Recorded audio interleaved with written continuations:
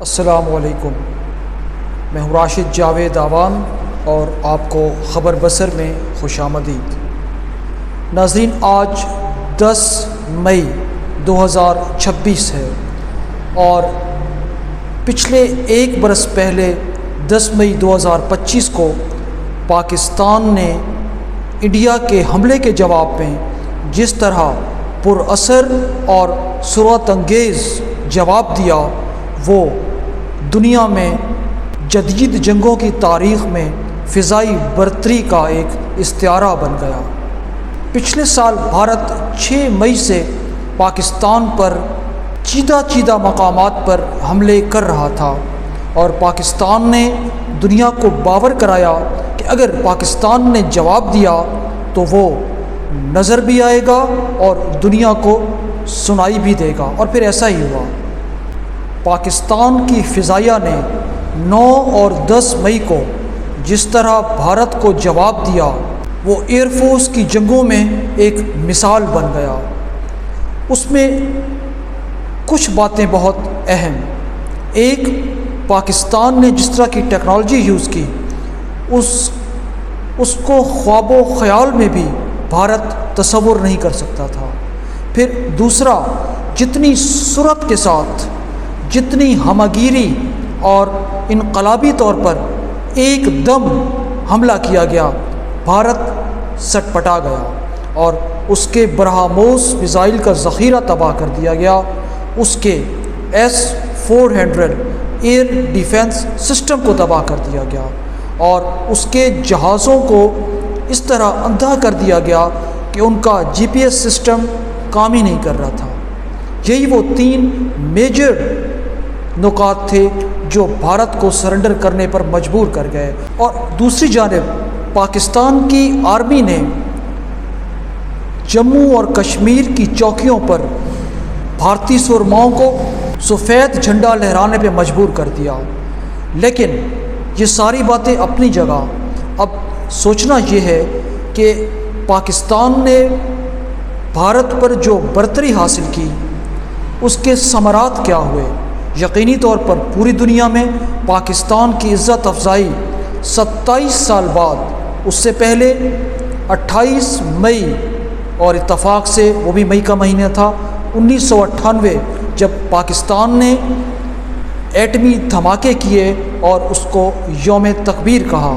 اس کے بعد پھر 10 مئی 2025، پورے 27 سال بعد پاکستان کی عزت اور اس کے پاسپورٹ کی وقت دوبارہ ویسی ہی ہو گئی۔ ناظرین، آئیے پہلے کچھ جھلکیاں دیکھ لیتے ہیں بنیان و مرصوص 2025 10 مئی۔ آئیے۔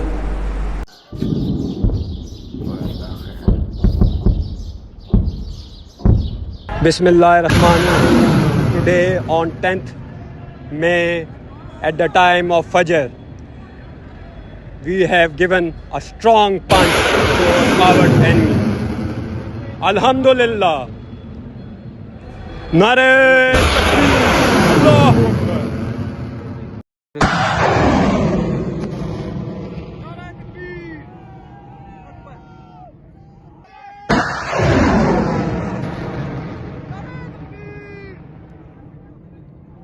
بھارت آج بھی کسی بھی محاذ پر، چاہے وہ سفارتی ہو یا کھیل کا میدان، 6-0 سن کر ترملا جاتا ہے، اور یہ وہی سکور ہے جو ہمارے جانبازوں، پاک فضائیہ کے شاہینوں نے انڈیا کے ساتھ روا رکھا۔ دنیا کے سب سے جدید ٹیکنالوجی رکھنے والے جنگی جہازوں میں رافیل فرانس کے بنے ہوئے ایک بہترین مشین تصور کیے جاتے ہیں، اور در حقیقت یہ پورے یورپ کا مان ہے۔ لیکن اب اسے کیا کہا جائے کہ انڈیا کے نالائق پائلٹوں نے رافیل کو بھی بدنام کر دیا، اور بہت ساری کوششوں کے باوجود بھی انڈیا نے ان جہازوں کا آڈٹ نہیں کروایا جو پاکستان نے گرائے تھے۔ اس سے یہی ثابت ہوا کہ انڈیا کو یقین تھا کہ ہماری مزید بدنامی ہوگی اور ہمارے پائلٹوں کا کچا چٹھا دنیا کے سامنے بالکل عیاں ہو جائے گا۔ سچ تو یہ ہے کہ قوت، برتری اور وقار وہ ہے دشمن بھی جس کی تعریف کرے، اور 10 مئی 2025 کو بنیان و مرصوص انڈیا کے آپریشن سندور کے مقابلے میں جس طرح اللہ نے پاکستان کو عزت دی، وہ رہتی دنیا تک ایک تمغہ بن کر اس کے سینے پر چمکتا دمکتا رہے گا۔ اب دیکھتے ہیں ایک دوسرا رخ۔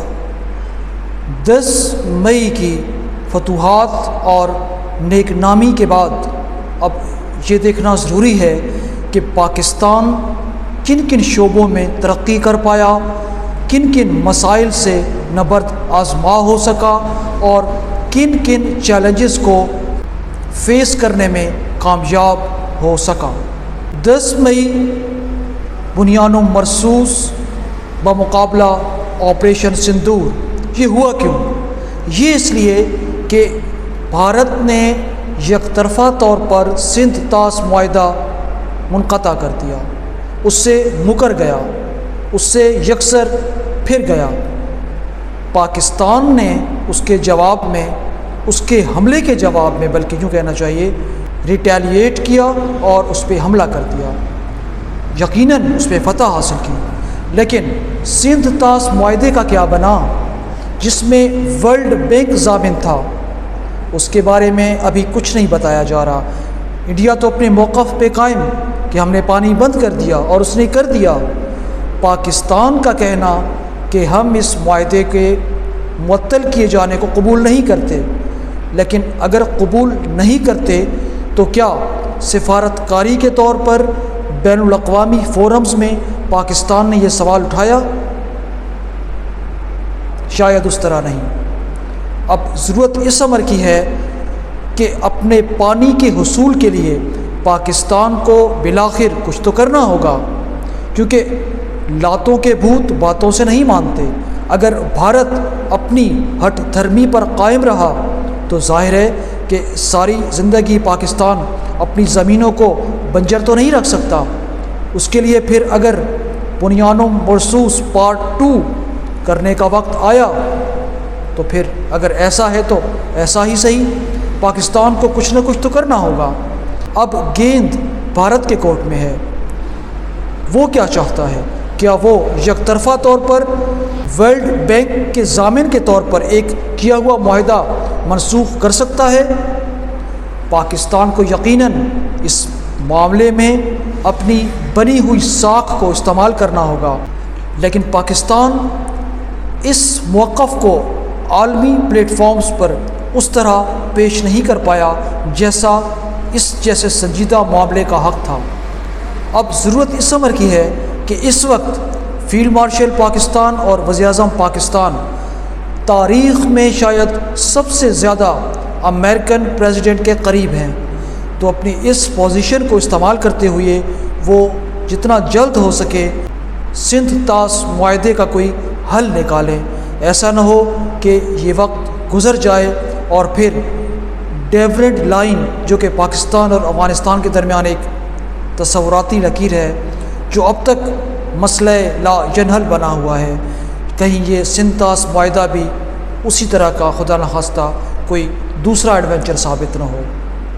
ہمیں امید رکھنی چاہیے کہ ایران اور امریکہ کی موجودہ جنگ جو اب تقریباً ختم بھی ہو گئی ہے اور نہیں بھی ہوئی، تو اس کے خاتمے کے بعد پاکستان اس جانب توجہ ضرور دے گا تاکہ پاکستان کے کھیت اور کھلیان اسی طرح لہلہائیں جیسے آج سے کوئی 20 سال پہلے ان کی ہریالی دنیا کو اپنی جانب متوجہ کرتی تھی۔